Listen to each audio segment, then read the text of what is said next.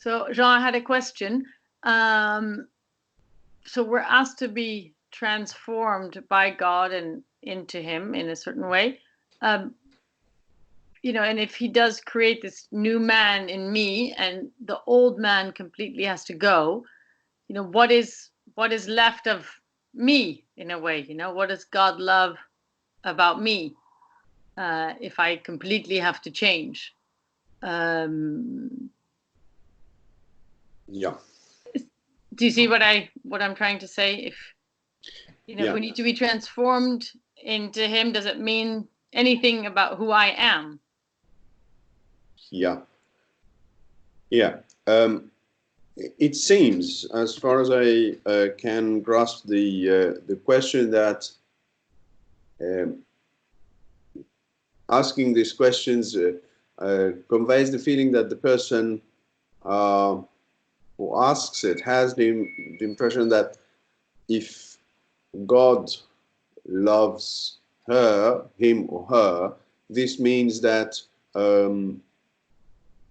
he loves her or him only, then his love is unconditional, that he loves only the good part in us. I don't know if I am clear. Can you reword a little bit more, or expand more in the sense that we're asked to change in such a radical manner?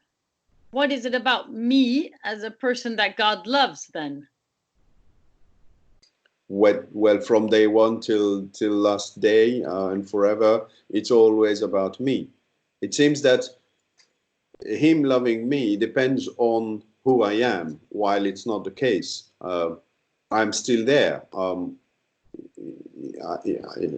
If I'm a sinner, or on the journey of purification, or say, imagine I'm closer to him and more united to him, he still loves me from day one. But what is it exactly about me that he loves if everything needs to be transformed, if I need to detach from everything, if I need to be completely a new man, let's just say? What is it then? He calls us by our name, but it seems in a way that there is a radical call to be changed. So if everything is changed, what is left that he actually loves?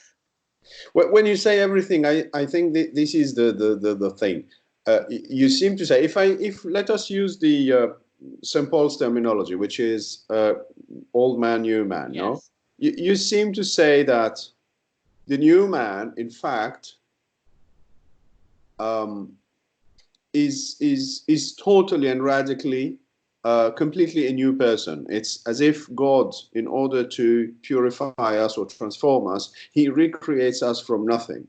While I think that the reality is very different from that, in the sense that, let us go back to the expression, no, God created us at his image and his likeness. The fathers of the church, and I think that it's good what they say. I mean, it's useful what they say to help us understand what is happening. They say we are created at the image and likeness of God, but when there is sin, we lose the likeness, but we don't lose the image. I like to use the image of plasticine, clay. The clay is still there, but the clay is deformed. So the image would be the clay itself, the matter, and the form of the clay, the beauty of God, is the likeness. So we are created at his image, the clay, and his likeness, the beauty of the clay, the image of God in us, which is the likeness, sorry. Then with sin, we lose the image, the likeness, the beauty, but we're still there. So, and the new man is the transformation of that sort of completely deformed image into an image that now will have his likeness. So it's not from scratch. It's not from nothing. God doesn't recreate us from nothing. Let me remind you, for instance, a beautiful saying from St. Augustine. He says God created us without our consent. We weren't there. We weren't created. So he created us without our consent. And he adds something very deep. And this talks to us about the new man and the old man. He says he will never save us without our consent. And I would add that the consent here is a repeated consent. It's not, it's every day, it's every minute. We are still free. And we will stay always free. In sin, we are free in the sense of freedom of choice. And in grace and in union, we are free. Adam was in the grace of God and he was free. And despite that, he sinned. So freedom is always there. So this means what? This means that this person, any person, has a soul, has a mind, has a will, has a freedom. And these, in the state of sin and in the state of grace, are still there. So he needs them at every stage from day one. He talks to our freedom from day one. Even when we are in sin, he talks to us. In the particular person that we are. In the particular person that we are. Yeah. And this person is still the person. The person, of course, the person will change, but it's not a radical recreation in this sense. We are still there, but he needs our freedom in order to change us. So instead of saying like recreation from scratch, like he presses delete for the old man, and then he offers a completely new card of a new person, that's completely wrong. So I think that we need to understand that the person is there and the person is loved. And I would even say that the sinner, the person who is far from God, is even loved more than the normal person in the state of grace. Why? Because the sinner has, I would say, even greater compassion from God. And God has sadness to see us in this state.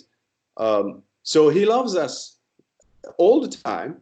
But I would almost dare to say, in a way, of course, in a way, that he loves us more with greater compassion and greater mercy if he sees us in a bad way. So it's the same person in a way. Of course, the transformation will bring greater love, will bring greater communication between us and God. So that's a newness of love, if you want. But still, God loves us.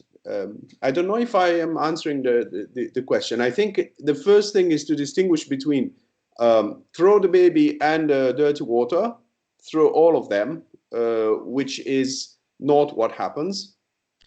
We need to distinguish between the sinner and his sin, and the person in grace of God and the results. So the new man or the old man are in fact a way of acting and not the man itself. So when you say, old man, we are talking, St. Paul is talking about the behavior of the old man. So like our ego. Say again? Our ego in a way has to go away, but not our I, our person. The self stays. The self is a good thing. The self is not destroyed. Otherwise, what's the point? The transformation and purification do not destroy the self. They do not destroy the deep I. He needs this deep I at all the time, from day one till the last day. Why? Because it's this I that allows us to be who we are at his image and in his likeness. Imagine we are capable of saying no to God. That's huge. At all levels, all steps, all stages, we can say no to God. So we are huge. The old man and the new man are the behavior of the man, not the man itself. Yeah. No, that makes sense. Thank you very much. Okay. Yeah, you're most welcome. Thank you. Okay. So I don't know. Does this? I think so. Yeah. Oh, so okay. So thank you very much for the question, and see you soon. Bye. Bye.